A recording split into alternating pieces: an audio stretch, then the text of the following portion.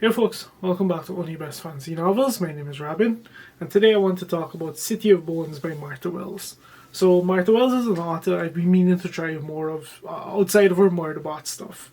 I did read her one of her other books, Witch King, and I wasn't super impressed with it, but I know she also has quite an extensive backlog. So I saw that this book was essentially reworked and re-released recently, and I figured why not start here. And that proved to be a pretty good decision. Like, this was a pretty decent standalone fantasy novel. Let's get into it. What is this book even about? So, following a distant apocalypse, the world has essentially been reduced to a desert wasteland, and the heart of that wasteland is the city of Charizard, which is like almost like this tower of a city that's also the seat of empire in this world. So it's a highly stratified world physically and socially, and the main character that we follow is Kat, who a resident of roughly the mid tiers of this town, and Kat knows he's in deep trouble when he gets embroiled in when he attracts the attention of an aristocrat who has a strange agenda in mind and who wants him to help them track down a relic. And then when things inevitably go sideways, Kat finds himself walking a very tight rope for survival, even as a cult begins to make plays that could potentially trigger another apocalypse. So it's some pretty intense stuff. If that sounds like it would be a pretty good book, you're right, it is. But let's get into it. I think first and foremost, the thing I do have to start talking about this book is just the conceptualization of the world, because that informs so much of everything in this story. Like, everything in this story is impacted in the way that this world is, like the city of Charizard is conceived.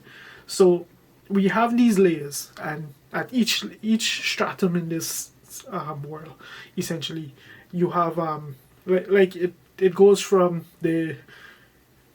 poverty up to the privilege, and obviously the higher up you go, the better the class of person you interact with, and the more accessible certain luxuries become, such as education and cold water. Remember, this is a desert setting, so let that speak to the quality of water as a resource, essentially. So that's essentially how this world is structured. And our main character is Kat, who is a genetically modified being, probably the only one of his kind in this whole city, who is essentially just making a living as a shady relics dealer, because this world is obsessed with the relics of the past, and there's a thriving market for it. And the cool thing is that Kat, even though he's considered lesser than pretty much everyone he has to interact with in this story, through his just his upbringing and his job and all of that, he's forgotten more about the ancient relics and society than most of the scholars in the upper tiers have ever even learned. But because this world is so stratified, and he and people like him would be seen as lesser, like they're completely that what they can contribute is lost as a result, and that's something that we see has an impact throughout this entire story, because like, not only does this setting kind of make Kat who he is, which is just a snacky person who can't help but poke the bear whenever he's in a situation where he knows that technically his life is pretty much on the line when he has to interact with people who are his betters. He just has this irreverent personality, which is also kind of ironic because, relatively speaking, Kat is well off. Like, he's in the mid tier. There's plenty of people who are much worse off than him. Like, he's not doing the best, but he's far from the worst. So there's that.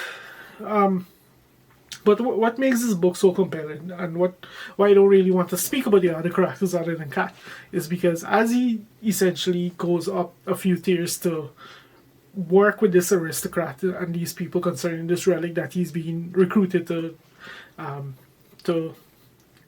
locate, let's say, he his interaction with them is all driven by this sense, by this disconnect in like their social status, to the point that he's in constant danger. Like even by his allies, he can never truly trust them. He can never truly rely on them, and because of that, like the book just has this incredible sense of tension throughout. Like there's no interaction where Kat isn't extremely wary, extremely circumspect, like willing to run to the hills the minute it seems like things are just going to go bad, if it's even possible for him. So that kind of tells you all you need to know about the plot of this book. It's just this really character-driven story. It's almost like a slow burn character-driven story where we have Kat interacting with these people as they try to track down the relic, and the relics, I should say, and you have all this tension with these politics and these dynamics and all of that. And in addition to that, setting aside his allies, we have the people who they're obviously who allied against, and who are also hell-bent on getting their hands on these relics. And the way that the way that whole conflict plays out, like it's very drama driven. I can say, like there's action sprinkled through here and there. There's moments of violence, but it's not like it's not like the core of the story. Like don't like go into this expecting some big battle or anything like that. It's that kind of story. It's more of an intrigue, political driven kind of story. And because of the way that this world is structured, because of the way that this society works and all of that, it's just there's a tension to it that just really drives this entire thing home. And we see it manifest in different ways, not just with his allies, but when he has to interact with people who can essentially kill him arbitrarily and suffer no repercussions. When he has to interact with people who, I won't get into that because that's pretty much a spoiler. Like that's pretty much all you need to know about this book. There is one particular character where I like, if I did have to nitpick, I should say, about this book. There's one particular character where you see the story that unfolds with them and Kat. It feels like it's headed in a predictable direction. I will give Martha Wells credit in that she keeps us on the very edge of our seat with that. We never quite know how that plays out until literally the very end of this book. Then we get a resolution to that. And whether it's one that works for you or not by that point, I'll leave that for you to decide.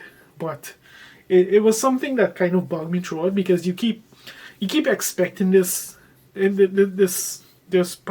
particular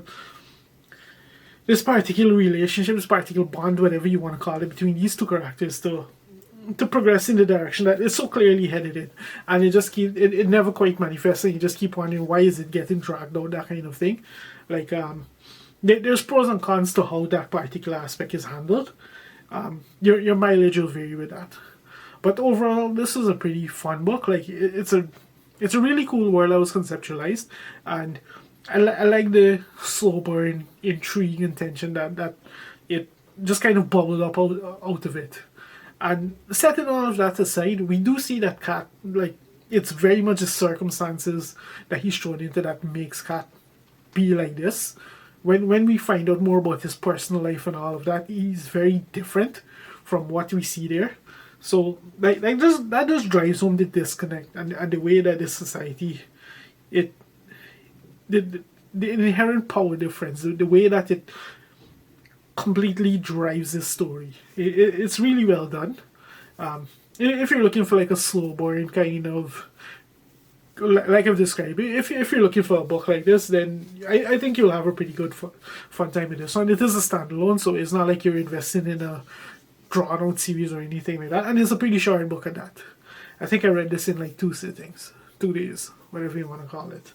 Yeah, that's pretty much all I have to say about City of Bones. It was a fun time, and it just made me more excited to dive further into Martha Wells' backlog and see what else she has in store for me as we go. And yeah, that's it.